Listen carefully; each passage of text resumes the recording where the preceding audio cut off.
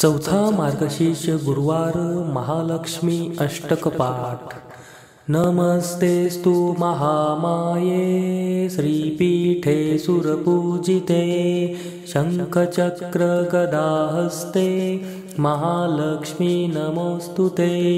नमस्ते गरुडारूढे कोलासुरभयंकरी सर्वपापहरे देवी महालक्ष्मी नमोस्तुते। सर्वज्ञे सर्ववरदे सर्वदुष्टभयंकरी सर्वदुःखहरे देवी महालक्ष्मी नमोस्तुते। सिद्धिबुद्धिप्रदे देवी भुक्तिमुक्तिप्रदायिनी मंत्रमूर्ते सदा देवी महालक्ष्मी नमोस्तुते। आद्यन्तरहिते देवी आद्यशक्ति महेश्वरी योगजे योगसंभुते महालक्ष्मी नमोस्तुते। स्थूलसूक्ष्म महारौद्रे महाशक्ति महोदरे महापापहरे देवी महालक्ष्मी नमोस्तुते। पद्मासनस्थिते देवी परब्रह्मस्वरूपिणी परमेशे जगन्मातर महालक्ष्मी नमोस्तुते। श्वेतांबरधरे देवी नानालंकारभूषिते जगत्स्थिते जगन्मातर महालक्ष्मी नमोस्तुते। महालक्ष्म्यष्टकं स्तोत्रं यः पठेत् भक्तिमान् नरः सर्वसिद्धिमवाप्नोति राज्यं प्राप्नोति सर्वदा। एककाले पठे नित्यं महापापविनाशनं द्विकालं यः पठे नित्यं धनधान्यसमन्वितः त्रिकालं यः पठे नित्यं महाशत्रुविनाशनं महालक्ष्मीर्भवे नित्यं प्रसन्ना वरदा शुभा। नमस्तेस्तु महामाये श्रीपीठे सुरपूजिते शंखचक्र गदाहस्ते महालक्ष्मी नमोस्तुते। नमस्ते गरुडारूढे कोलासुरभयंकरी सर्वपापहरे देवी महालक्ष्मी नमोस्तुते। सर्वज्ञे सर्ववरदे सर्वदुष्टभयंकरी सर्वदुःखहरे देवी महालक्ष्मी नमोस्तुते। सिद्धिबुद्धिप्रदे देवी भुक्तिमुक्तिप्रदायिनी मंत्रमूर्ते सदा देवी महालक्ष्मी नमोस्तुते। आद्यन्तरहिते देवी आद्यशक्ति महेश्वरी योगजे योगसंभुते महालक्ष्मी नमोस्तुते। स्थूलसूक्ष्म महारौद्रे महाशक्ति महोदरे महापापहरे देवी महालक्ष्मी नमोस्तुते।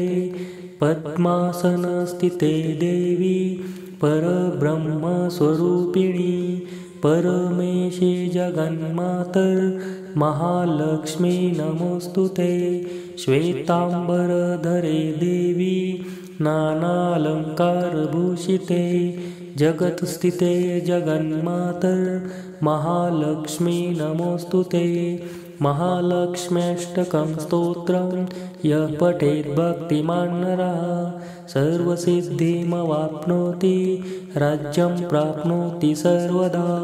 एककाले पठे नित्यं महापापविनाशनं द्विकालं यः पठे नित्यं धनधान्यसमन्वितः त्रिकालं यः पठे नित्यं महाशत्रुविनाशनं महालक्ष्मीर्भवे नित्यं प्रसन्ना वरदा शुभा। नमस्तेस्तु महामाये श्रीपीठे सुरपूजिते शंखचक्र गदाहस्ते महालक्ष्मी नमोस्तुते। नमस्ते गरुडारूढे कोलासुरभयंकरी सर्वपापहरे देवी महालक्ष्मी नमोस्तुते। सर्वज्ञे सर्ववरदे सर्वदुष्टभयङ्करी सर्वदुःखहरे देवी महालक्ष्मी नमोस्तुते। सिद्धिबुद्धिप्रदे देवी भुक्तिमुक्तिप्रदायिनी मन्त्रमूर्ते सदा देवी महालक्ष्मी नमोस्तुते। आद्यन्तरहिते देवी आद्यशक्ति महेश्वरी योगजे योगसम्भुते महालक्ष्मी नमोस्तुते। स्थूलसूक्ष्ममहारौद्रे महाशक्ति महोदरे महापापहरे देवी महालक्ष्मी नमोस्तुते। पद्मासनस्थिते देवी परब्रह्मस्वरूपिणी परमेशी जगन्मातर महालक्ष्मी नमोस्तुते। श्वेतांबरधरे देवी नानालंकारभूषिते जगत्स्थिते जगन्मातर महालक्ष्मी नमोस्तुते। महालक्ष्म्यष्टकं स्तोत्रं यः पठेत् भक्तिमान् नरः सर्वसिद्धिमवाप्नोति राज्यं प्राप्नोति सर्वदा। एककाले पठे नित्यं महापापविनाशनं द्विकालं यः पठे नित्यं धनधान्यसमन्वितः त्रिकालं यः पठे नित्यं महाशत्रुविनाशनं महालक्ष्मीर्भवे नित्यं प्रसन्ना वरदा शुभा। नमस्तेस्तु महामाये श्रीपीठे सुरपूजिते शङ्खचक्रगदाहस्ते महालक्ष्मी नमोस्तुते। नमस्ते गरुडारूढे कोलासुरभयङ्करी सर्वपापहरे देवी महालक्ष्मी नमोस्तुते। सर्वज्ञे सर्ववरदे सर्वदुष्टभयङ्करी सर्वदुःखहरे देवी महालक्ष्मी नमोस्तुते।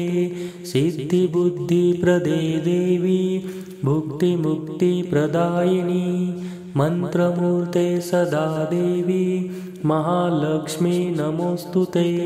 आद्यन्तरहिते देवी आद्यशक्ति महेश्वरी योगजे योगसम्भुते महालक्ष्मी नमोस्तुते। स्थूलसूक्ष्ममहारौद्रे महाशक्ति महोदरे महापापहरे देवी महालक्ष्मी नमोस्तुते। पद्मासनस्थिते देवी परब्रह्मस्वरूपिणी परमेशी जगन्मातर महालक्ष्मी नमोस्तुते। श्वेतांबरधरे देवी नानालंकारभूषिते जगत्स्थिते जगन्मातर महालक्ष्मी नमोस्तुते।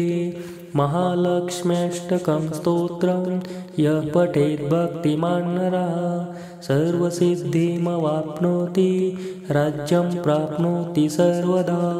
एककाले पठे नित्यं महापापविनाशनं द्विकालं यः पठे नित्यं धनधान्यसमन्वितः त्रिकालं यः पठे नित्यं महाशत्रुविनाशनं महालक्ष्मीर्भवे नित्यं प्रसन्ना वरदा शुभा। नमस्तेस्तु महामाये श्रीपीठे सुरपूजिते शङ्खचक्रगदाहस्ते महालक्ष्मी नमोस्तुते। नमस्ते गरुडारूढे कोलासुरभयङ्करी सर्वपापहरे देवी महालक्ष्मी नमोस्तुते। सर्वज्ञे सर्ववरदे सर्वदुष्टभयङ्करी सर्वदुःखहरे देवी महालक्ष्मी नमोस्तुते। सिद्धिबुद्धिप्रदे देवी भुक्तिमुक्तिप्रदायिनी मन्त्रमूर्ते सदा देवी महालक्ष्मी नमोस्तुते। आद्यन्तरहिते देवी आद्यशक्ति महेश्वरी योगजे योगसंभुते महालक्ष्मी नमोस्तुते स्थूलसूक्ष्ममहारौद्रे महाशक्ति महोदरे महापापहरे देवी महालक्ष्मी नमोस्तुते पद्मासनस्थिते देवी परब्रह्मस्वरूपिणी परमेशी जगन्मातर महालक्ष्मी नमोस्तुते श्वेतांबरधरे देवी नानालंकारभूषिते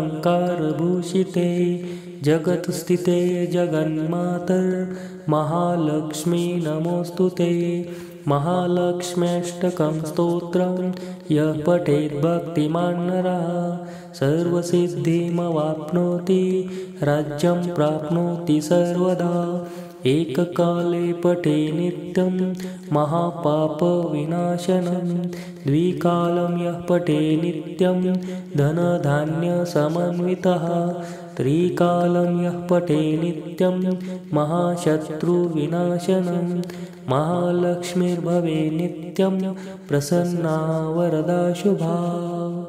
नमस्तेस्तु महामाये श्रीपीठे सुरपूजिते शङ्खचक्रगदाहस्ते महालक्ष्मी नमोस्तुते नमस्ते गरुडारूढे कोलासुरभयङ्करी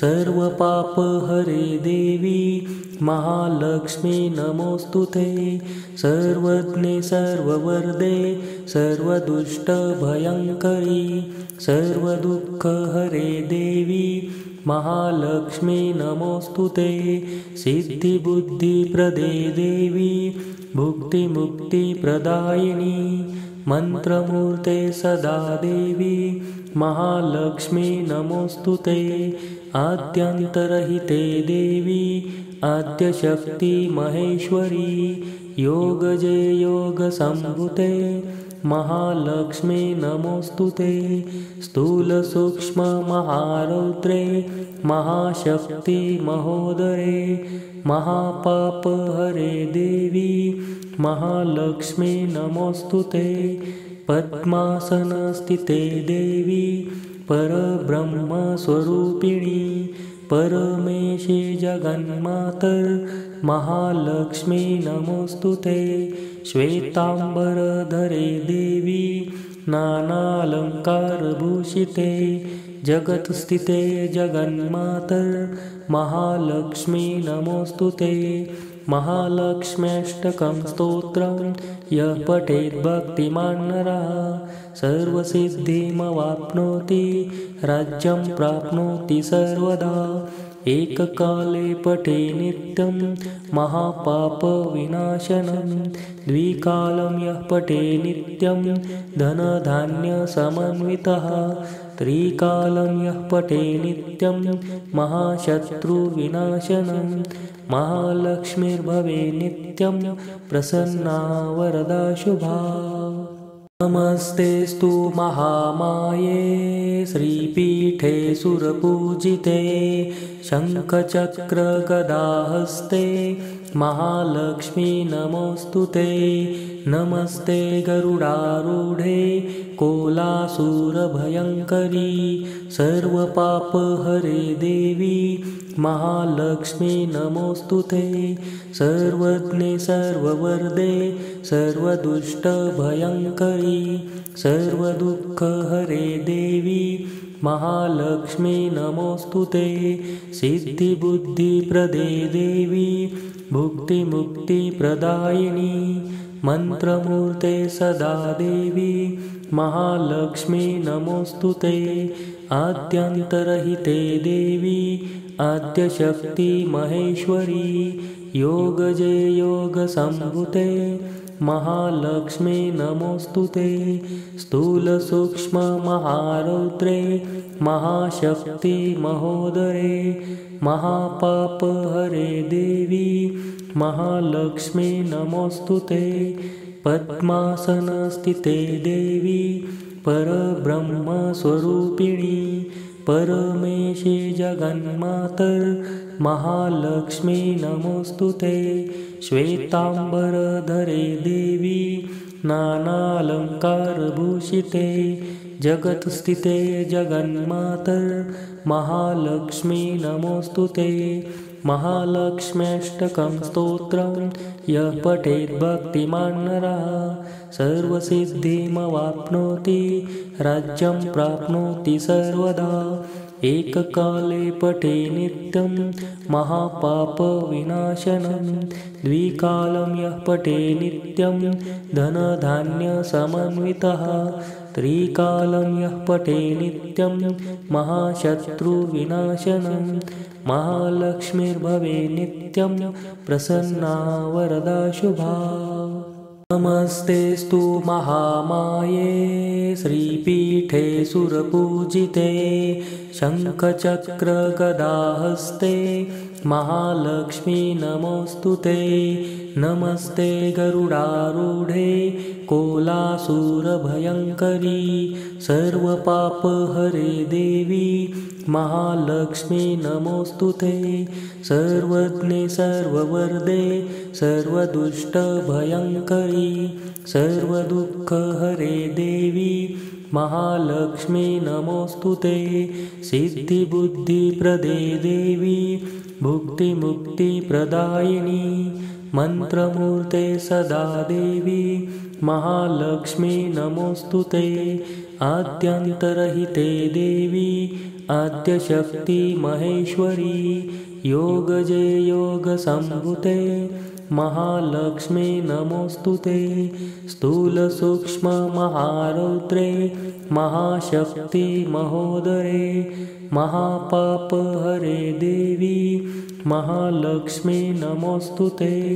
पद्मासनस्थिते देवी परब्रह्मस्वरूपिणी परमेशी जगन्मातर महालक्ष्मी नमोऽस्तु ते। श्वेताम्बरधरे देवी नानालङ्कारभूषिते जगत्स्थिते जगन्मातर महालक्ष्मी नमोऽस्तु ते। महालक्ष्म्यष्टकं स्तोत्रं यः पठेत् भक्तिमान् नरः सर्वसिद्धिमवाप्नोति राज्यं प्राप्नोति सर्वदा। एककाले पठे नित्यं महापापविनाशनं द्विकालं यः पठे नित्यं धनधान्यसमन्वितः त्रिकालं यः पठे नित्यं महाशत्रुविनाशनं महालक्ष्मीर्भवे नित्यं प्रसन्ना वरदा शुभा। नमस्तेस्तु महामाये श्रीपीठे सुरपूजिते शङ्खचक्रगदाहस्ते महालक्ष्मी नमोऽस्तु ते। नमस्ते गरुडारूढे कोलासुरभयङ्करी सर्वपापहरे देवी महालक्ष्मी नमोऽस्तु ते। सर्वज्ञे सर्ववरदे सर्वदुष्टभयङ्करी सर्वदुःखहरे देवी महालक्ष्मी नमोऽस्तु ते। सिद्धिबुद्धिप्रदे देवी भुक्तिमुक्तिप्रदायिनी मन्त्रमूर्ते सदा देवी महालक्ष्मी नमोऽस्तु ते। आद्यन्तरहिते देवी आद्यशक्ति महेश्वरी योगजे योगसम्भुते महालक्ष्मी नमोऽस्तु ते। स्थूलसूक्ष्ममहारौद्रे महाशक्ति महोदरे महापापहरे देवी महालक्ष्मी नमोऽस्तु ते। पद्मासनस्थिते देवी परब्रह्मस्वरूपिणी परमेशी जगन्मातर महालक्ष्मी नमोऽस्तु ते। श्वेताम्बरधरे देवी नानालङ्कारभूषिते जगत्स्थिते जगन्मातर महालक्ष्मी नमोऽस्तु ते। महालक्ष्म्यष्टकं स्तोत्रं यः पठेत् भक्तिमान् नरः सर्वसिद्धिमवाप्नोति राज्यं प्राप्नोति सर्वदा। एककाले पठे नित्यं महापापविनाशनं द्विकालं यः पठे नित्यं धनधान्यसमन्वितः त्रिकालं यः पठे नित्यं महाशत्रुविनाशनं महालक्ष्मीर्भवे नित्यं प्रसन्ना वरदा शुभा। नमस्तेस्तु महामाये श्रीपीठे सुरपूजिते शङ्खचक्रगदाहस्ते महालक्ष्मी नमोऽस्तुते। नमस्ते गरुडारूढे कोलासुरभयङ्करी सर्वपापहरे देवी महालक्ष्मी नमोऽस्तुते। सर्वज्ञे सर्ववरदे सर्वदुष्टभयङ्करी सर्वदुःखहरे देवी महालक्ष्मी नमोऽस्तुते। सिद्धिबुद्धिप्रदे देवी भुक्तिमुक्तिप्रदायिनी मन्त्रमूर्ते सदा देवी महालक्ष्मी नमोऽस्तुते। आद्यन्तरहिते देवी आद्यशक्ति महेश्वरी योगजे योगसम्भुते महालक्ष्मी नमोऽस्तुते। स्थूलसूक्ष्ममहारौद्रे महाशक्ति महोदरे महापापहरे देवी महालक्ष्मी नमोऽस्तुते। पद्मासनस्थिते देवी परब्रह्मस्वरूपिणी परमेशे जगन्मातर् महालक्ष्मी नमोऽस्तुते। श्वेताम्बरधरे देवी नानालङ्कारभूषिते जगत्स्थिते जगन्मातर् महालक्ष्मी नमोऽस्तुते। महालक्ष्म्यष्टकं स्तोत्रं यः पठेत् भक्तिमान् नरः सर्वसिद्धिमवाप्नोति राज्यं प्राप्नोति सर्वदा। एककाले पठे नित्यं महापापविनाशनं द्विकालं यः पठे नित्यं धनधान्यसमन्वितः त्रिकालं यः पठे नित्यं महाशत्रुविनाशनं महालक्ष्मीर्भवे नित्यं प्रसन्ना वरदा शुभा। नमस्तेस्तु महामाये श्रीपीठे सुरपूजिते शङ्खचक्रगदाहस्ते महालक्ष्मी नमोऽस्तुते। नमस्ते गरुडारूढे कोलासुरभयङ्करी सर्वपापहरे देवी महालक्ष्मी नमोऽस्तुते। सर्वज्ञे सर्ववरदे सर्वदुष्टभयङ्करी सर्वदुःखहरे देवी महालक्ष्मी नमोऽस्तुते। सिद्धिबुद्धिप्रदे देवी भुक्तिमुक्तिप्रदायिनी मन्त्रमूर्ते सदा देवी महालक्ष्मी नमोऽस्तुते। आद्यन्तरहिते देवी आद्यशक्ति महेश्वरी योगजे योगसम्भुते महालक्ष्मी नमोऽस्तुते।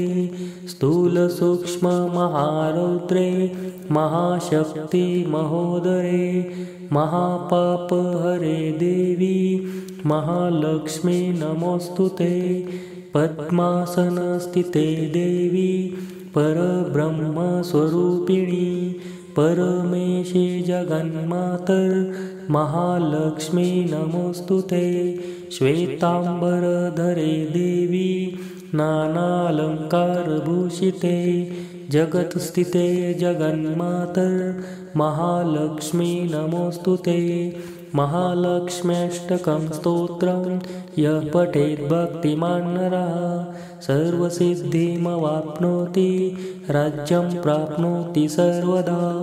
एककाले पठे नित्यं महापापविनाशनं द्विकालं यः पठे नित्यं धनधान्यसमन्वितः त्रिकालं यः पठे नित्यं महाशत्रुविनाशनं महालक्ष्मीर्भवे नित्यं प्रसन्ना वरदा शुभा।